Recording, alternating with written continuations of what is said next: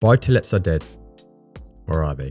So is 2023 going to be the year where we see the collapse of buy-to-lets, my friends? Well, let's explore that in a little bit more detail. So as many of you know, soaring mortgage rates and the ceiling on rents has threatened property investors. And this was the exact reason that I showed on this video why I believe buy-to-lets for 2023 at least isn't the best property strategy that you should be looking at. So check that out after this video if of course you're interested in investing. Now we know landlords are selling in the masses. We've had some of the biggest landlords in the UK already selling a lot of their properties. Now properties, when they're in your personal name rather than a company, they don't come with as many tax breaks and essentially are becoming loss making due to obviously the increase in costs. Because before Section 24 was introduced in 2017, landlords could deduct all their mortgage interest from their rental income when calculating their tax liability.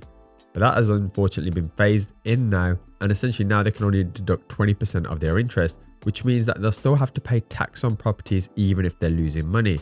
And at the minute, a lot of landlords are losing money. So as a result of this, what have we seen, my friends? We've seen spiraling mortgage rates at the back end of last year. I think from around July, August time, shit really started to hit the fan. And we had rates the previous December at around 2.89%, whereas in 2022 finishing, we had rates almost up to 6.28%, which is a huge increase. And it just shows here that landlords taking out £150,000 loan, that would increase their cost by 785 quid, which is not a small amount of change. And one thing that is useful probably to see is the buy-to-let mortgage rates and how they've changed for 2 and 5 year fixes over the last 5 years. You can see a massive increase. Now, obviously, a lot of this was down to inflation getting completely out of control and obviously the government needing to control spending. Now, we have seen a slight decline, and I think potentially, although I do believe the rates will still go up at least once more this year, this will start to at least level out. Now, I'm not predicting we're going to get these kind of rates anytime soon personally, but I do think we'll get some stability rather than it just being in what feels like unknown territory. Now, as landlords come to the end of fixed rate mortgages, they're having to refinance at higher rates. And Capital Economics estimates 365,000 buy-to-lets will become loss-making by the end of 2023, which is scary numbers, because at the end of the day, if it's not making you money and you get all the stresses of being a landlord, which I definitely know about, then it may see more landlords looking to sell up. Now, landlords in 5 of 11 regions will make a loss when they remortgage after 2 years, because monthly net profit on average, and here we can just see some of these areas. But 2023 for buy-to-lets is definitely not looking good. Now, obviously, we've got to be mindful the recession is here, the cost of living doesn't seem to be disappearing anytime soon, and inflation is at a recent all-time high. So what can we do about this? What is a mitigation plan if you are a landlord potentially watching this video? And landlords who own properties in limited companies can of course still offset their mortgage costs against their tax bill, but the process of incorporating an existing portfolio is expensive. So like myself, I've got some properties in my personal name as well. If I was to ever move those into a limited company, generally speaking, I'd have to pay capital gains tax and stamp duty, because in the eyes of a taxman, despite not releasing any cash, it's considered both a sale and a purchase. So again, not something that I'm really looking forward to doing. And also we have many landlords now needing to inject cash into their portfolios or raising rents as their only options in order to survive, especially when it comes to refinancing, because otherwise when it comes to that rental coverage, ensuring that your rent adequately covers that mortgage, you may just struggle because of the obvious rate increases.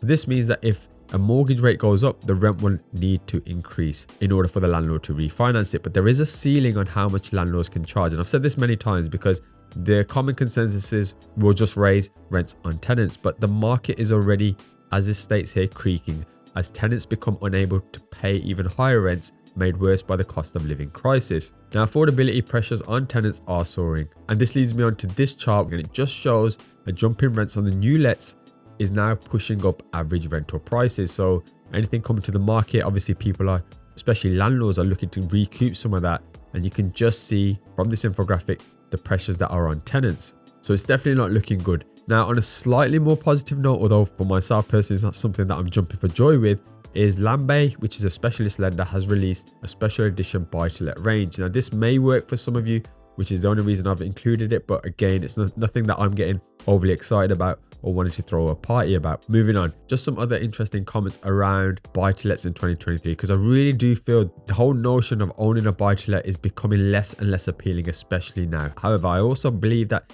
if you're cash rich, there's going to be many opportunities coming up in the next 12, 24, or maybe even 36 months. But essentially, Riz Malik, director at R3 Mortgages, says the golden era for buy-to-let landlords come to an end in September 2022. The availability of cheap money that fueled the expansion of many property portfolios came to an end with a crash. Within a year, being able to borrow 75% of the value of the property has gone from being the norm to nigh on impossible, especially in London and the southeast. And I share those sentiments with him. It's not what it used to be, I think, because that cheap lending that many people were able to get is no longer visible. Now again, there's some more quotes here. I'll just leave those for a few seconds in case you just want to screenshot it or pause the video. But again, it pretty much reiterates what we've just spoken about in the first article that we went through today. So not looking good, my friends. And then just moving on, friends, I think something else that's important is that rents are expected to rise by almost 13% this year. And a specialist broker, Finance, has predicted that across the UK, rents will rise by an average of 12.91% this year, which is going to be interesting given that many people's disposable income will of course gone down. So I'm assuming probably in the more affluent, more expensive areas, you're going to see rent rises happen. And obviously that may be okay for the people renting there. But I do worry for those areas where rents are already low and people are struggling. Now in particular, it noted that the fact that some lenders have pulled out of government guarantee schemes which support first-time buyers with a 5% deposit scheme, making it harder for individuals to get out of the rental market and get on the property ladder. Now, you know my thoughts, my friends, on the 5% deposit scheme. There's a video here if you want to check it out.